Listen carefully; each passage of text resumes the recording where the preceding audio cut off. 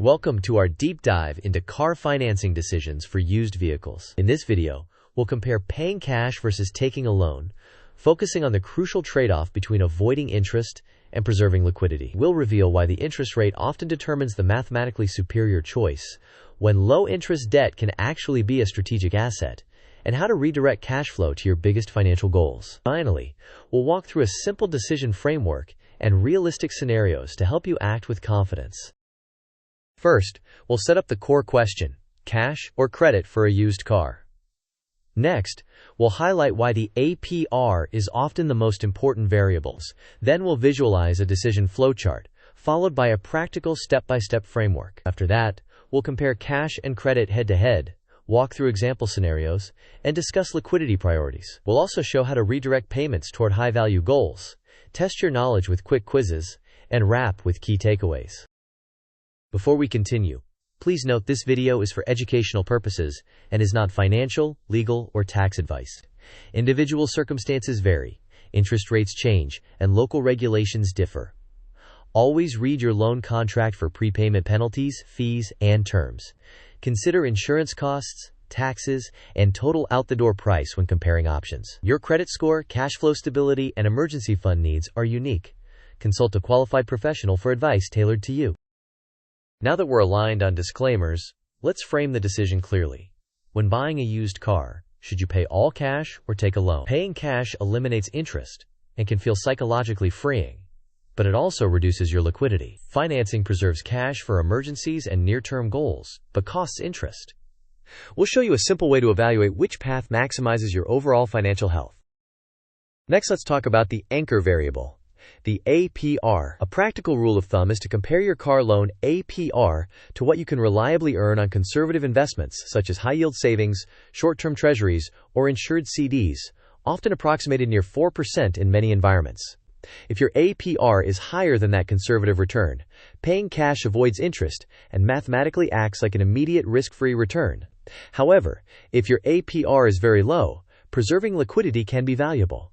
This is particularly true if you're building a house down payment or if your job or income is uncertain. Regardless of the path you choose, commit to redirecting the equivalent of a car payment toward your highest priorities, ensuring no cash flow gets wasted.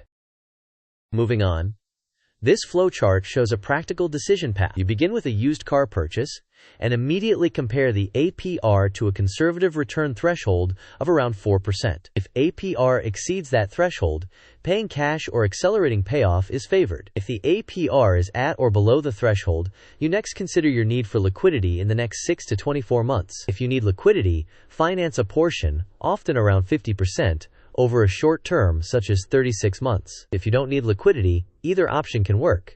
At that point, you compare opportunity costs and any fees. Across all branches, check you have a 3 to 6 month emergency fund and verify there are no prepayment penalties. Finally, all paths culminate in redirecting the equivalent of a car payment to higher priority goals.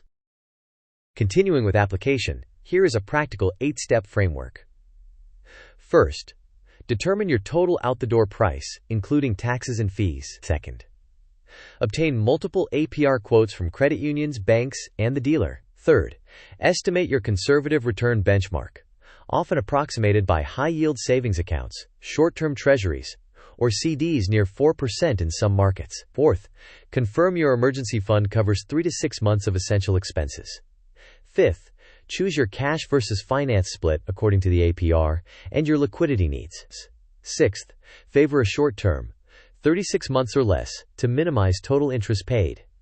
Seventh, automate extra principal payments if permitted, and watch for prepayment penalties. Eighth, immediately redirect the equivalent payment amount to your top priorities so your cash flow advances your goals. Next, let's compare the two approaches side by side. Paying cash avoids interest, which effectively discounts the purchase and offers psychological peace of mind. However, it reduces your liquidity, which can limit flexibility in emergencies or slow progress toward other near-term goals such as a house down payment. Financing preserves cash and can be rational if the APR is very low, but you must account for interest costs and read the fine print on fees and prepayment policies. Most importantly, financing requires discipline to avoid stretching the term or missing the opportunity to redirect payments to higher value goals. Now let's ground this with simplified estimates for a $15,000 used car. With all cash, there is no monthly payment and no interest, but you preserve no liquidity. At 7% APR over 36 months, the monthly payment is roughly $461, with total interest around $1,578, while preserving $15,000 in cash. With a 50% finance at 3% APR over the same term, the monthly payment is about $218, and the total interest roughly $348, preserving $7,500 in cash. A promotional low APR of 1.9% yields a monthly payment near $431 and total interest around $330, preserving the full $15,000. These are ballpark figures and will vary by lender, exact terms, and fees. Always verify precise numbers. Quick knowledge check. If your car loan APR is 6% and your conservative, reliable return is 3%, which choice is typically superior? The options are: A. Finance the car to preserve cash. B. Pay cash or aggressively pay down the loan. C. Always lease instead. Or D. Wait 10 years to buy. You may pause the video now to think about the answer. We will discuss the answer in the next section of the video. The correct answer is B. Since the 6% APR exceeds your 3% conservative return, the math typically favors paying cash or paying down the loan aggressively. In this situation, avoiding the higher interest rate effectively creates a risk-free return greater than your conservative alternatives. Continuing. Liquidity serves as a buffer against emergencies and upcoming goals. A practical target is to maintain 3 to 6 months of essential expenses. If you anticipate a house purchase, a relocation, or family changes, liquidity is even more critical. It also helps you avoid selling investments at a bad time or taking on high-interest debt during an unexpected event. As a quick rule of thumb, if your APR is low and you have near-term goals, keep more cash. If your APR is high and you have no urgent cash needs, lean toward paying more upfront.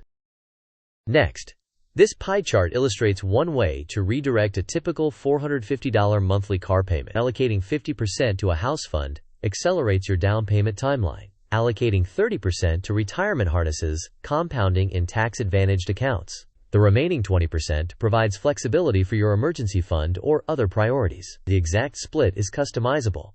The key is to automate it and ensure your cash flow advances your goals. Now, to capture the benefits, automate your redirections. Schedule transfers on payday into labeled sub-accounts such as house fund, retirement, and emergency. If you finance, consider rounding up payments and sending extra to principal when permitted. Review your allocations every 6 to 12 months as your goals and interest rates change. Finally, celebrate milestones to maintain motivation and consistency. Another knowledge check. What is the single most important factor in the cash versus credit decision for a used car, according to this video? The options are: A. The car's color. B. The APR or interest rate. C. Dealer coffee quality. Or D. The number of cup holders. You may pause the video now to think about the answer. We will discuss the answer in the next section of the video. The correct answer is B. The APR or interest rate. The APR anchors the math by defining your cost of borrowing, compare it to your conservative return, and weigh it alongside your liquidity needs to find the most efficient path.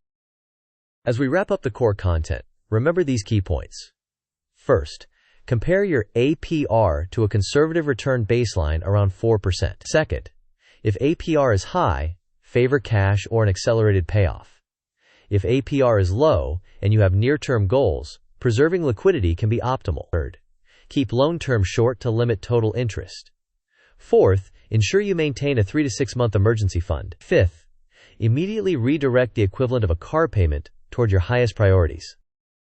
In summary, paying cash provides certainty and avoids interest, while financing preserves flexibility.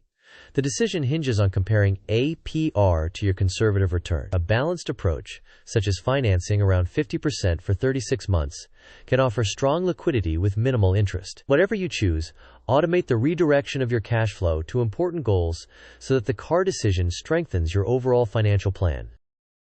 Before we go, if this video helped you, please like, share, and subscribe. In the comments, Tell us your situation. What APR are you seeing, and how are you balancing liquidity versus interest?